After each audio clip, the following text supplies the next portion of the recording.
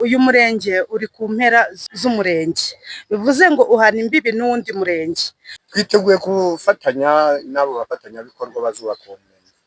Abatuye umurenge wa Katabagemu barifuza ko bakwiyubakira umurenge bakawimura aho wari uri bakawujyana ahandi. Uyu murenge ubusanzwe uri mu rugabano rw'umurenge wa Mimuri mu karere ka Nyagatare n'umurenge wa Ngarama mu karere ka Gatsibo. Abaturage bavuga ko uyu murenge wubatse kure, bakaba bifuza ko umurenge wakubakwa hagati kugira ngo biborohereye kuhagera. Iki gitekerezo aho cyaturutse nk'abaturage, uyu murenge uri ku mpera z'umurenge, bivuze ngo uhana imbibi n'uwundi murenge.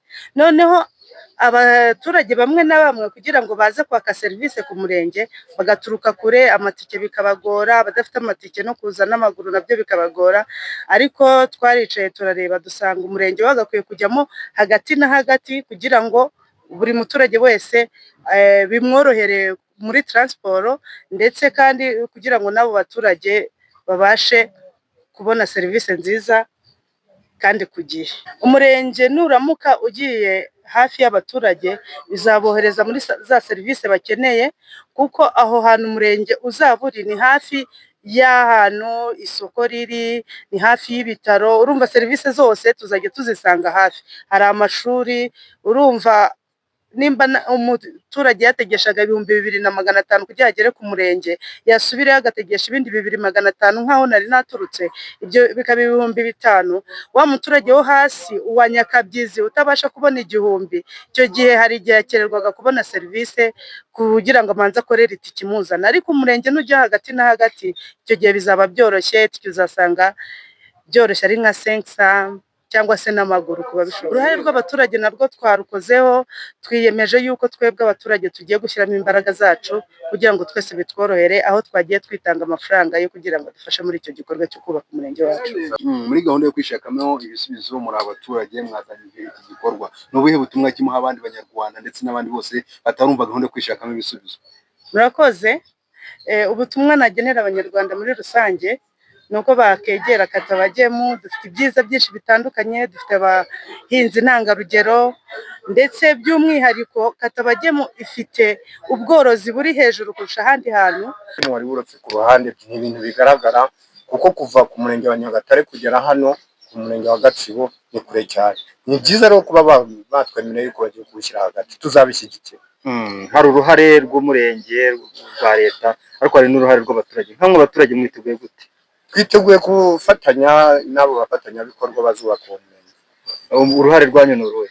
Uruhare rwacu tuzatanga umuganda uko bazawudusaba, ibyo bazadusaba byose tuzabikora bitewe n'imbaraga tuzaba dufite. Ni igikorwa cyiza cyane kuko gituma abaturage bari batuye kure borohewe ku matike no kutagerera hano kuri aho wari uri igihe serivisi ugasanga zitangwa nabi, ariko babyifuje kera. N'ubu ngubu rero ubwo bigiye kujya mu bikorwa ni byiza cyane. Umunyabanga nshingwabikorwa w'umurenge wa Katabagemu Mutesi Hope yagaragaje ko ibyifuzo byo kubaka umurenge byatanzwe n'abaturage ubwo hakusanywaga ibyifuzo by'ibizakorwa mu mwaka wa 2023-2024. Yavuze ko kandi inama njyanama yaje kwemeza iki cyemezo mu mwaka wa 2024 nk'icyemezo cyo kubaka uyu murenge, bakawuvana ahangaha uri bakawujyana aho abaturage bashaka kujya kugira ngo biborohereze kubona serivisi. Igikorwa cyo kubaka umurenge wa Katabagemu ni igikorwa kizakorwa nk'umuganda w'indashyikirwa, nuko umurenge wa Katabagemu wubatse ku mpande zigana Mimuri, zigana Gatsibo. Rero abantu baturuka za Kaduha, baturuka hirya no hino bakora urugendo rurerure kandi bakavunika. N'abaturage rero babyitekerereje, babitanga mu bitekerezo 5 bihagarariye ibindi mu murenge, bishyikirizwa akarere muri 2023-2024.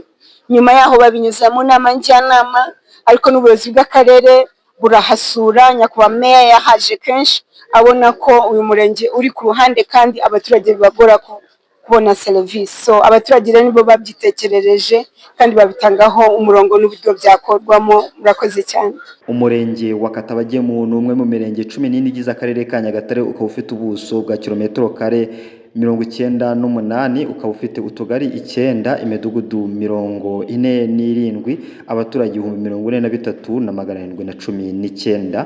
Ibi byagaragaye mu bushakashatsi bwakozwe n'ikigo cy'ubushakashatsi mu mwaka wa 2022. Njye ndi Sam Ndagije, Hope of TV Rwanda, mu karere ka Nyagatare.